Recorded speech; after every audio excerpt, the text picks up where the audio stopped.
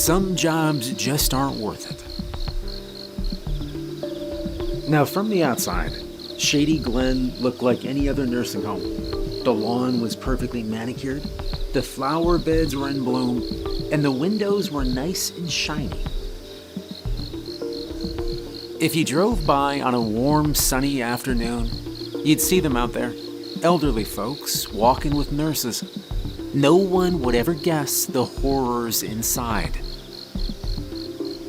When I first started working at Shady Glen, I was excited.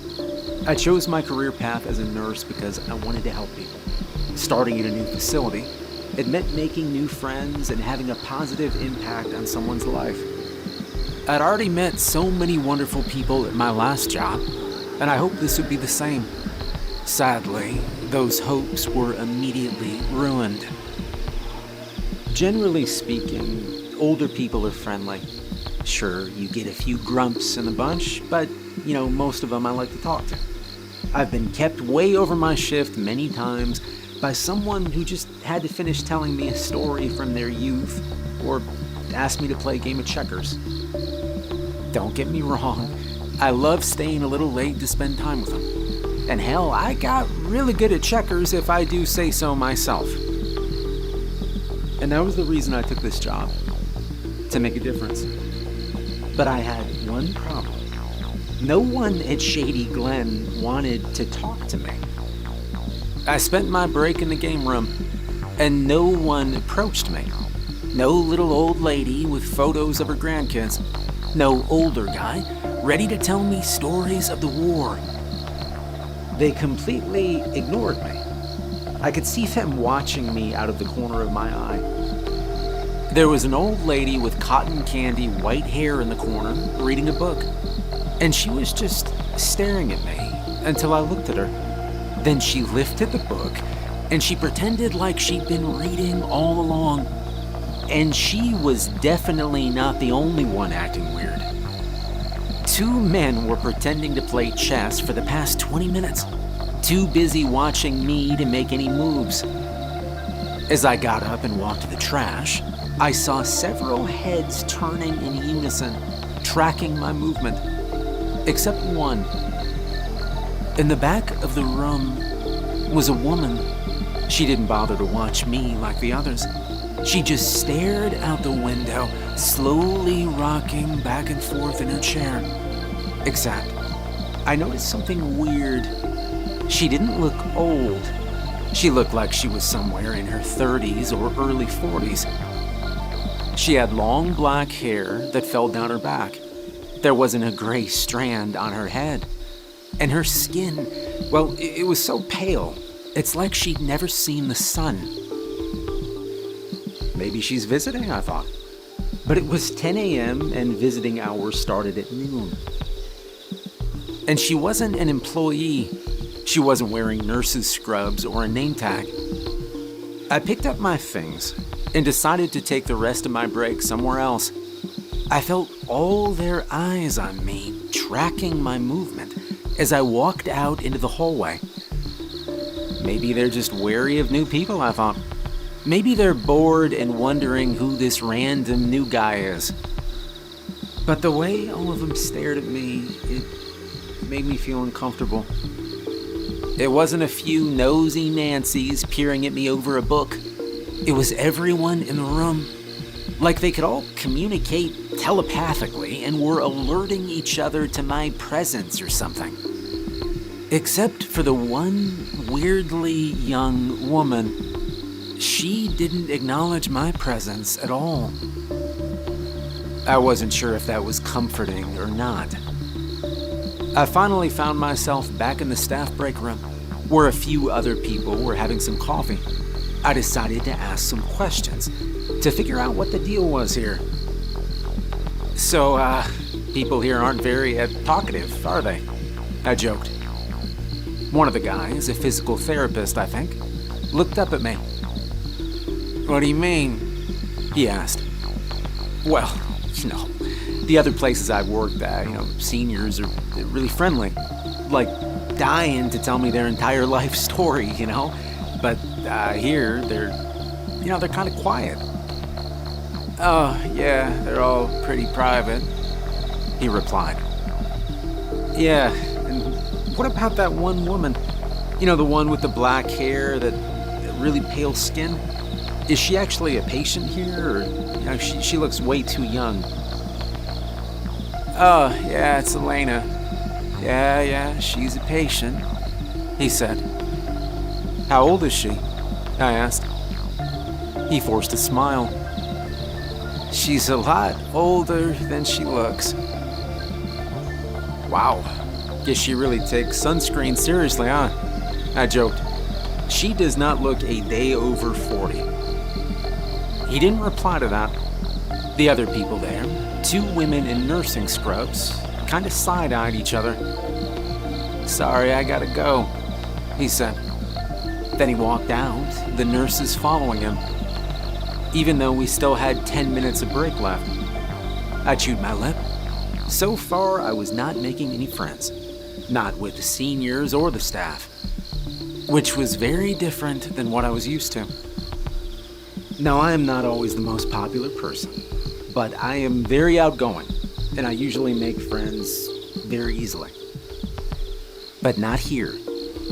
I cleared my trash and I checked my schedule. My next patient was in room 40C. I headed down the beige hallway, glancing at the rows and rows of doors that seemed to go on forever. I pulled up the patient chart when I got in front of the door. And that's when I noticed something strange. The chart had a note scrawled across the top of it. It read, "Do not make eye contact with the patient."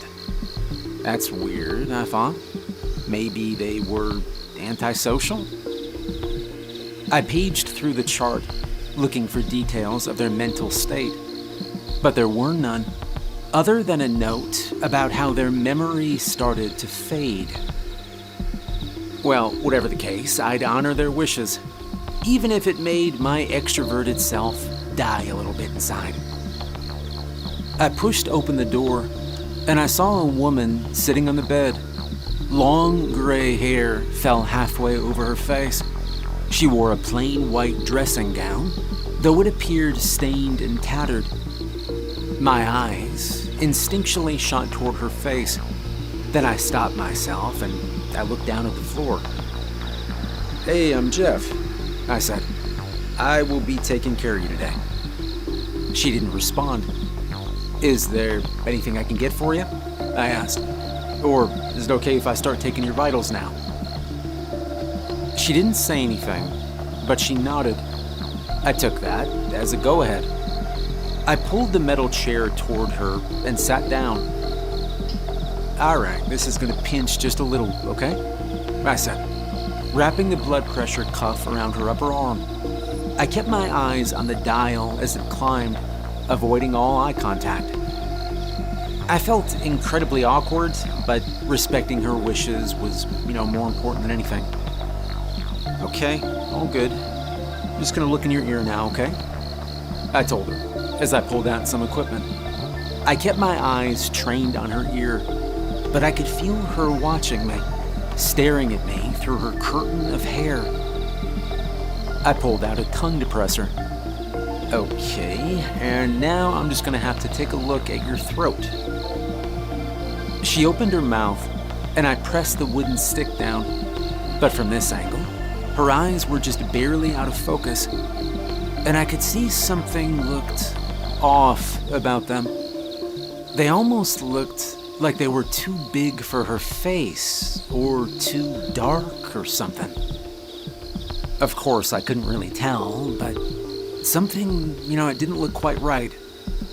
You know what? Maybe she had an eye appointment earlier today, and, her pupils were dilated. That was the only possible explanation I could think of. Although it wasn't just her pupils that looked bigger, it was also her irises, and, the actual eyes themselves. Like she was using some weird Instagram filter to make everything about her eyes bigger. It was weird. I avoided making eye contact despite really wanting to. When I was done, I packed up my things, told her goodbye, and I made my way to the next patient. You know, I did a great job, I told myself, as I made my way to room 37A. I respected her boundaries, and I bet she really appreciated that. Maybe this first day, it's not that awful after all. My enthusiasm was quickly deflated by the next patient. The man in room 37A was named Gerald. He was 86, according to the chart, but he looked like he could be 100. His body had shrunken in on itself, all folds and wrinkles. His tufts of white hair stood straight up, as if compensating for his loss in height. And he was friendlier than the others. As soon as I came in, he smiled at me.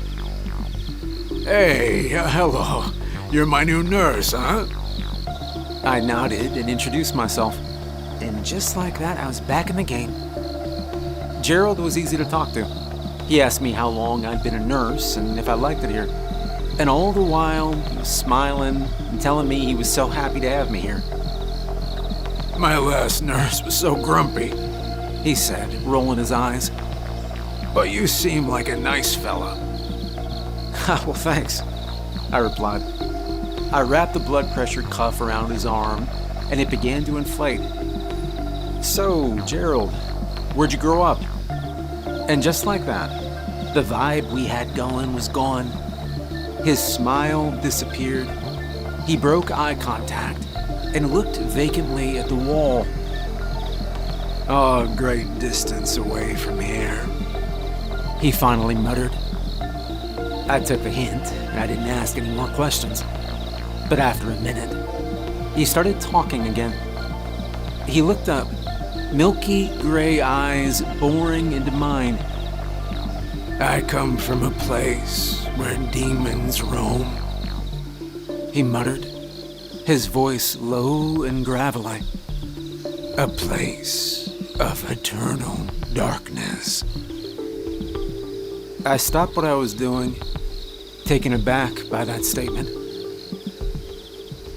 Now, to be fair, I have worked with many patients who had dementia or mental conditions, and this was by far the most disturbing thing I have ever heard. One man I'd worked with suffered from paranoia. Every day, he'd recount the death threats he received in painstaking detail. He was convinced people wanted him dead in extremely violent ways. Because, you see, he worked for a top-secret government agency. There was a woman, too, who told me about the skinny woman hiding under her bed. After strict observation, we realized she was confusing some storage boxes for a human being. It's hard being that old, when your mind starts blurring the lines between fiction and reality. And there's a fine line dealing with people in this state. You don't want to encourage their delusions, but you also want to make sure that they feel heard. Well, you must feel happier here, I said. He paused for a moment. I am happier here, he replied. Hey, that's great, I replied with a smile. I finished taking his vitals, grabbed the iPad, and I started back into the hallway. As I flipped through the documents, however, I noticed there was no note of dementia or any other mental condition. In fact, someone had checked good under his mental state. Jeff, a voice called out from behind me. I turned. The old man had followed me into the hallway. He was standing several yards behind me, perfectly still. Hey, yeah, you need something? I called. He shook his head. They roam here too. The demons. They're just not as loud. Okay, I said, nodding and giving him a wave. And then I wrote a note in his chart. Under mental conditions, I wrote, talks about demons.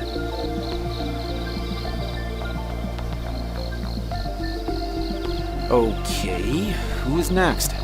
Someone on the second floor by the name of Mary Gonzalez. I took the elevator and I walked down the hallway.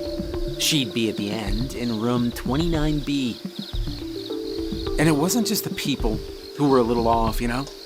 There was something about the beige hallways, the endless doors with little square windows in them, the slightly distorted music repeating on loop. Seriously, it sounded like a cassette player on low battery. Ugh, I shuddered. You know, maybe I'll send out more applications. I did not like it here by any stretch of the word. The stairs, the weird interactions, my standoffish coworkers. There was a weird feeling to this place. And as I walked down the hallway, I saw something even weirder. One of the doors had a padlock on it. I stopped and backed up. 26C. The number was faded, and the window was completely dark. Maybe it's empty? But why lock it then? I stared down at the padlock. That certainly was not legal, unless the patient was a risk to others, but, you know, even then, they should have been transferred to a hospital or something. They shouldn't be kept here, behind a locked door. I leaned in toward the window. Totally dark. Not even the hallway lights could help me see what was inside. What the hell? I cupped my hands against the window, peering in. And then it happened. On the other side of the glass, an eye blinked open. I jumped back in surprise. My ankle twisted, my feet slipping underneath me, and I fell hard. I scrambled up. Above me, there was something moving in the window. A mass of black hair, parted slightly, to reveal an eye. Now I realized the lights in the room were on. The window had only been dark because she'd been pressed against it, watching me. And I recognized her. Pale skin, thick black hair, far too young to be here. It was the woman I'd seen earlier. I got up and I ran down the hallway. I didn't stop until I'd reached 29B. Before I entered, I took a second to get a hold of myself. Deep breath in, deep breath out. My hands were shaking. My legs felt weak and wobbly beneath me. Maybe she just has a mental condition. Needs to be housed here for a little while. I don't know, I thought. It's just a woman, you know, not a monster. So she was staring at you from the window, so what? She wasn't screaming or threatening you. But then why the padlock? I forced myself to take another deep breath in, and another. I didn't open the door until I felt like I was completely relaxed. Give them your best, I told myself, like you'd done many times before. I swung the door open. Mary sat in front of the window, looking down at the courtyard below. She was humming softly to herself, a tune I didn't recognize. However, from my high school music training, I could tell it was in a minor key. "Hey, how you doing today, Mary?" I asked. She didn't answer, didn't turn around to look at me, just continued humming the same four notes over and over. Mary? More humming. I pulled out the iPad and I flipped through her chart, and it was then that I noticed the note, "Patient is nonverbal." Alright, well, that made sense. No creepy weirdness here, just, a nonverbal patient. I pulled the chair up, and I sat down next to her, narrating what I was doing so that I wouldn't startle or scare her. I'm gonna put the blood pressure cuff on you now, okay? Alright, just gonna look in your ear. I looked in her ear for any signs of inflammation or infection. But as I did, my heart stopped. There was a shadow nestled right next to her eardrum. As soon as the light hit it, it skittered out of sight. What the hell? I tugged on her ear, and I readjusted the equipment. No, there was nothing there. No shadow. Her ear was totally fine. I put the scope down and I rubbed my eyes. Stress is getting to you, I told myself. I took another deep breath in, deep breath out. It was just a shadow that moved when I moved the scope. Nothing more.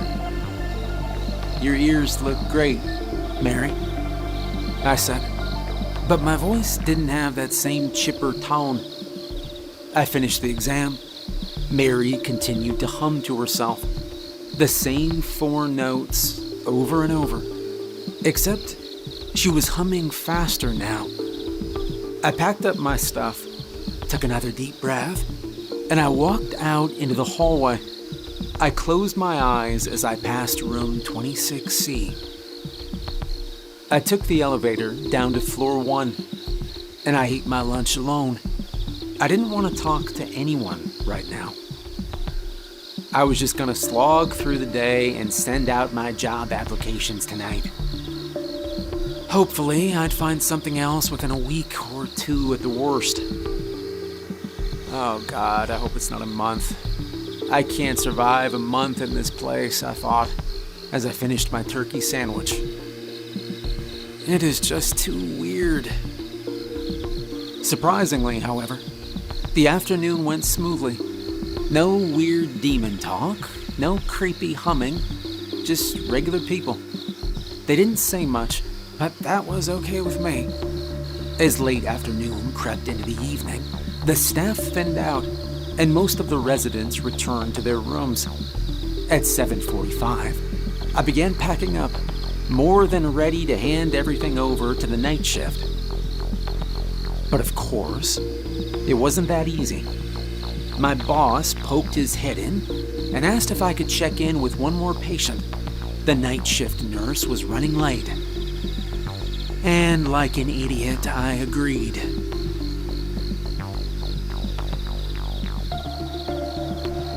I was already on the 2nd floor when I realized it was room 26C. The woman who looked far too young to be here. I wanted to turn around and run, but I needed this job, even if it was only for the next few weeks.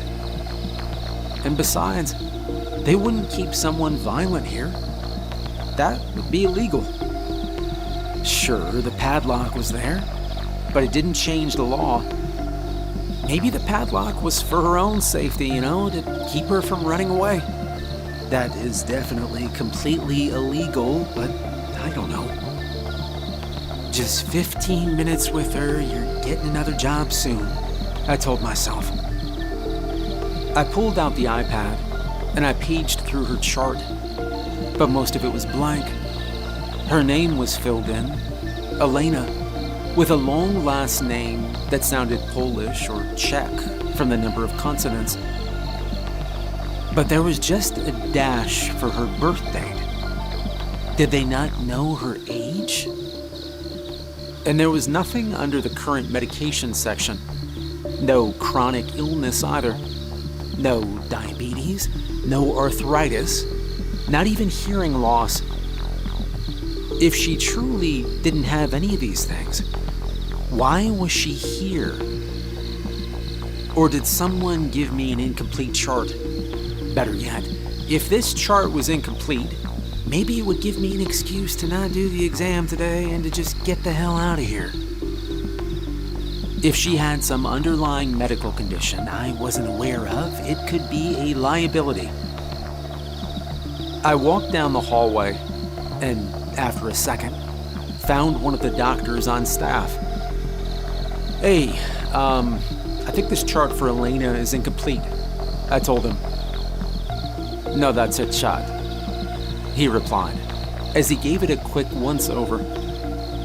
But nothing's filled in. Doesn't even have her birth date, I said. We don't know her birth date. I stared at him. You don't know her birth date? He shook his head. Okay, what about approximate age then?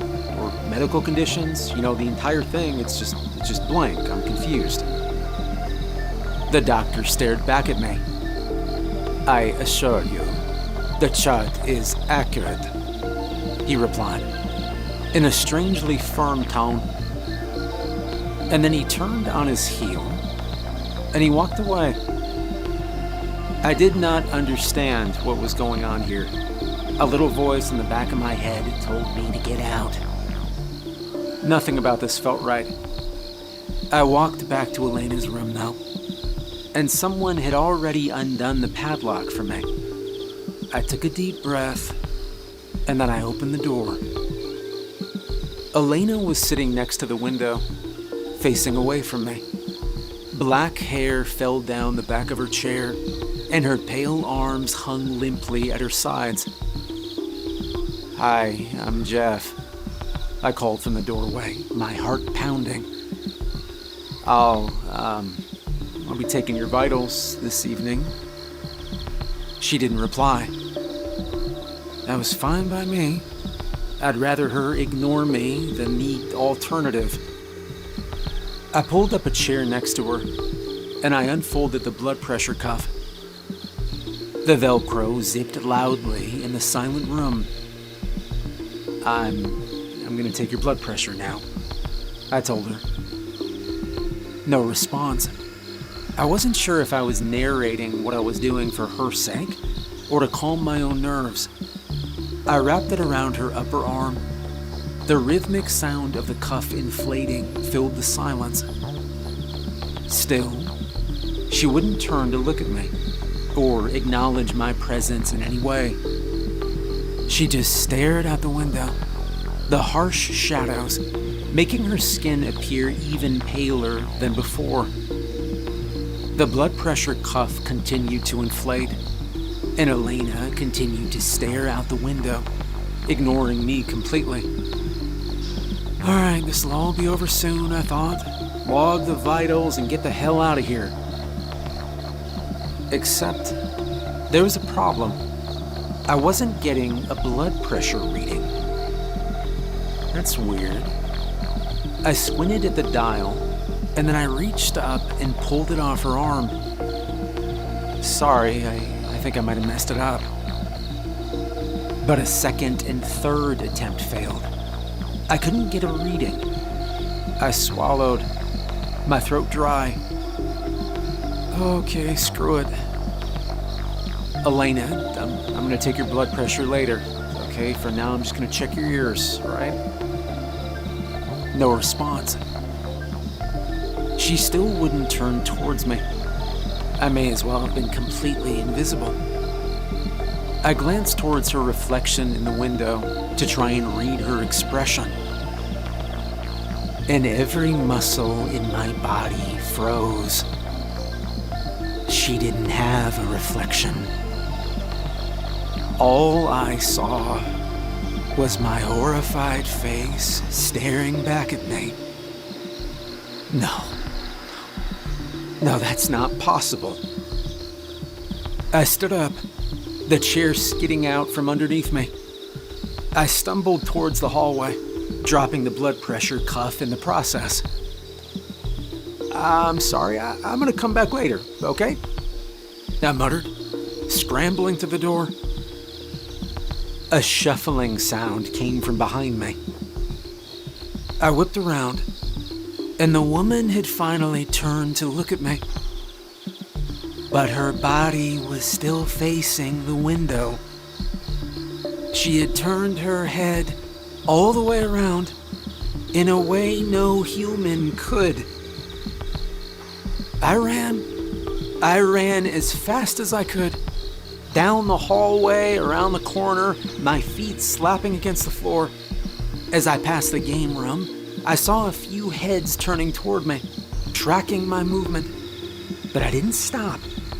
I just kept running. And then I heard it. The woman was following me.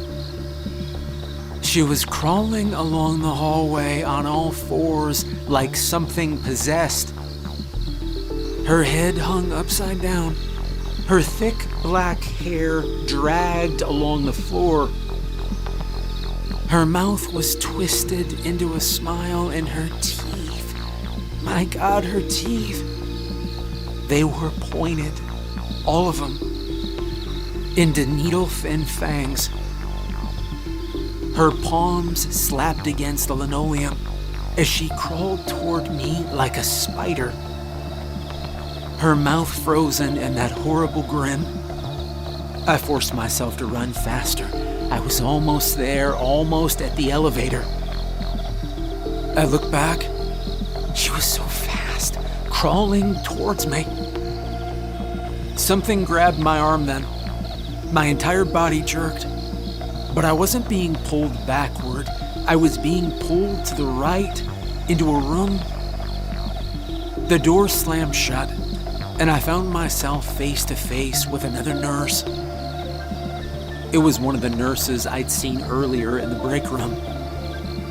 She looked at me with wide eyes, breathing hard. What is she?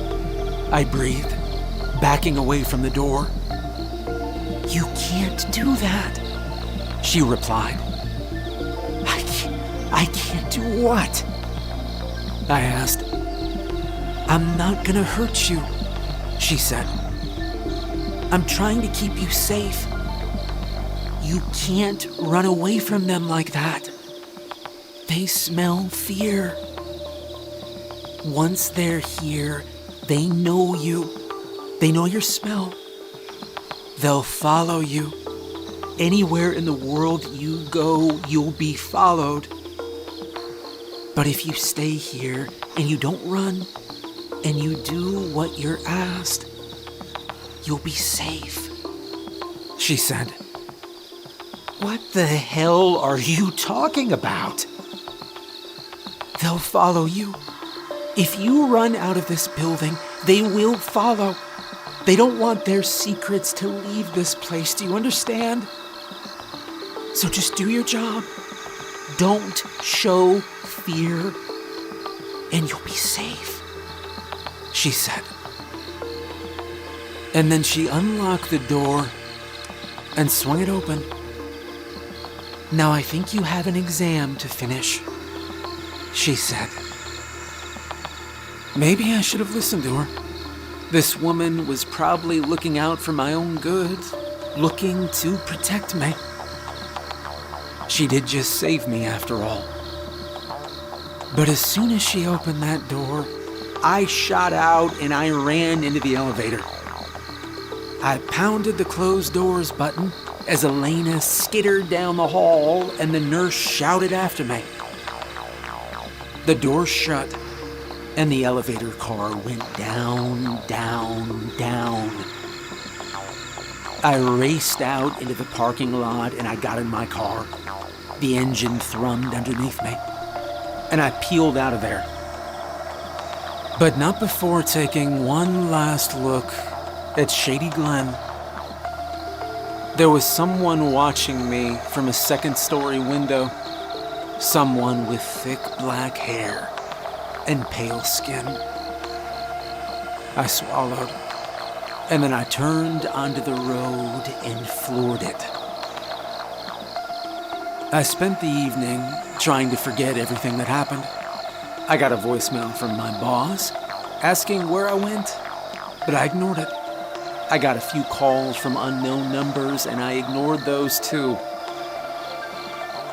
The nightmare at Shady Glen was over. I was done with that place.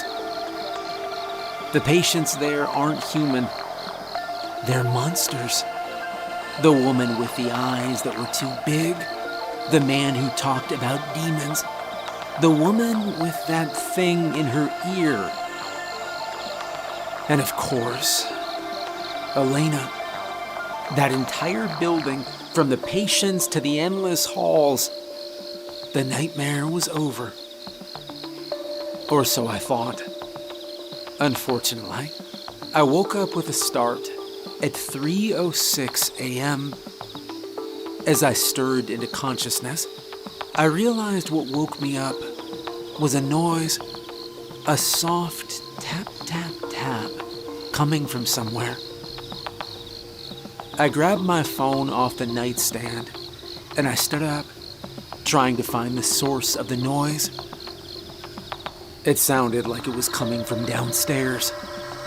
I made my way to the stairs, my heart pounding. I typed in 911 on my phone, ready to press call. The tapping continued as I made my way down the stairs. When I got to the bottom, I turned towards the kitchen, and that's when I saw it. Someone was tapping at the sliding glass door. Someone with long black hair, pale skin, and needle-like teeth. Elena. I ducked out of sight, but as soon as I did, the tapping got faster. She'd seen me. I ran back up the stairs, my heart pounding. The nurse's warning echoed in my head. They'll follow you. Anywhere in the world you go, you'll be followed. But if you stay here and you don't run, and you do what you're asked, you'll be safe. I got back to my bedroom and I slammed the door shut, locked it, pulled the dresser across it. I called 911 and they said they'd be here soon. Then I got in the closet, closed the door, and waited. For a few minutes, I didn't hear anything. Just pure silence. Maybe she left, I told myself. The police will be here any minute. I took deep breaths, trying to slow my heart, trying to relax. But then the tapping. It was coming from my bedroom window. My second-story bedroom window. I didn't look, but I could imagine her spider-like body clinging to the side of my house. Her long fingers tapping against the glass. Thick black hair falling over her face. A minute later, I heard sirens, and the tapping stopped. I heard a scuttling sound as she made her way down my house, and then there was nothing. The sirens grew louder, and I knew I was safe. Except I wasn't safe, was I? I never would be, according to that nurse. Unless I came back. So that morning, after 0 hours of sleep and 3 cups of coffee, I drove to Shady Glen. I passed the manicured lawns and the old people sitting on the benches. I walked through the front doors, down the endless beige hallways, and I listened to the music through the speakers. I picked up the iPad, and I checked my first assignment. As I went to the 4th floor, I said one thing over and over to myself. Don't show fear.